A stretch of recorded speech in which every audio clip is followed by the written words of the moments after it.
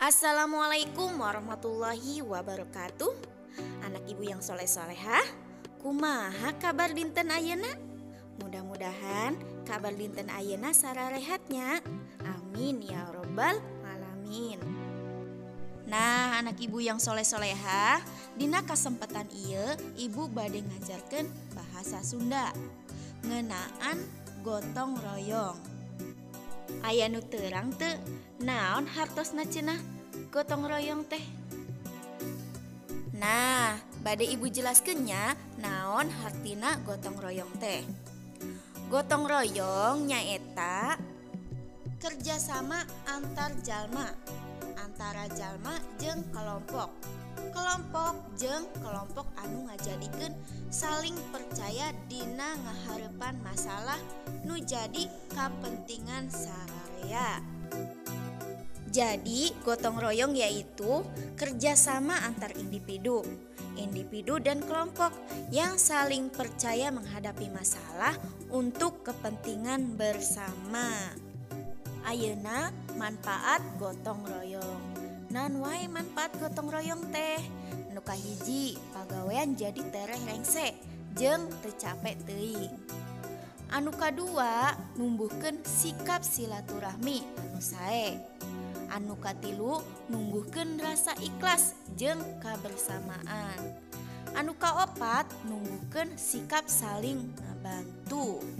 Jadi, manfaat gotong royong yaitu yang pertama, pekerjaan jadi cepat selesai dan tidak terlalu capek. Yang kedua, menumbuhkan sikap silaturahmi yang baik. Yang ketiga, menumbuhkan rasa ikhlas dan kebersamaan. Dan yang keempat, menumbuhkan sikap saling membantu satu sama lain. Nah, coba tingali. Ieu mangrupakeun contoh gambar gotong royong nu aya dina kahirupan urang sapopoe. Gambar kahiji nunjukkeun ngabangun masjid babarengan. Gambar kadua ngalaksanakeun ronda babarengan. Anu katilu mersihan kelas babarengan. Sareng gambar anu kaopat nyaeta mersihan lingkungan imah jeung masyarakat satempat. Nu salajengna nyaeta peralatan kanggo bebersih. Naon wae sih peralatan anu kurang dibutuhkeun kanggo bebersih teh? Anu kahiji nyaeta pengki. Pengki teh pikeun tempat sampah. Anu kadua nyaeta kored.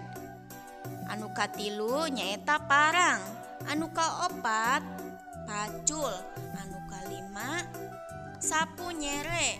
Anu kagenep elap. Anu katujuh sapu. Hatur nuhun kana perhatosanana. Mudah-mudahan pangajaran ieu aya manfaatna. Pami aya kalepatan mugia dihapunten. Wassalamualaikum warahmatullahi wabarakatuh.